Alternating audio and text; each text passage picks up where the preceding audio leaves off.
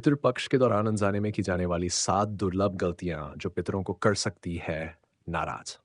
यहाँ कुछ ऐसी बातें दी जा रही हैं जो पितृपक्ष से जुड़ी है और जिनके बारे में बहुत कम लोग जानते हैं। 1. पितृपक्ष में घर की छत पर अनाज ना सुखाएं। पितृपक्ष के दौरान घर की छत पर अनाज या किसी अन्य खाद्य सामग्री को सुखाना पितरों के लिए अशुभ माना जाता है। ऐसा कहा जाता है कि पितृ इस समय धरती पर आते हैं और छत पर अनाज सुखाने से उनकी शांति में विघ्न उत्पन्न हो सकता है। बहुत से लोग इस बात से अनजान होते हैं और इस गलती को अनजाने में कर बैठते हैं जो पितृदोष का कारण बन सकता है। 2. गंधर्व तर्पण।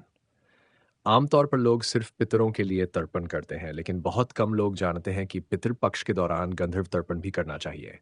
गंधर्व तर्पण उन आत्माओं के लिए किया जाता है जो अपनी सही गति नहीं पा सकी और जो तो पितृलोक में है और नहीं धरती पर।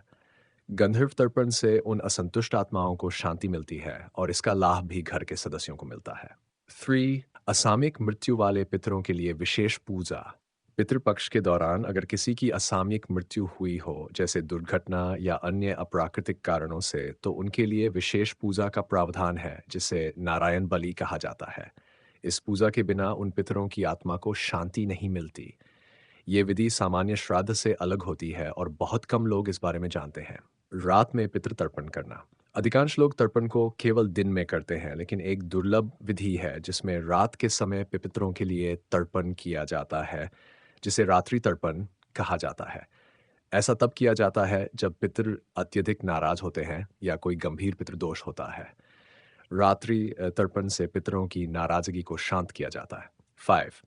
पितृयज्ञ में काला तिल और सरसों का विशेष महत्व। तर्पण में तो काला तिल आमतौर पर सभी जानते हैं, लेकिन पितृयज्ञ में काले तिल और सरसों का मिश्रण अर्पित करना विशेष महत्व रखता है।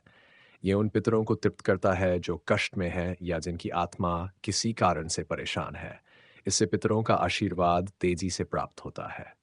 सेक्स। पितृपक्ष में कुल देवी देवता की उपासना।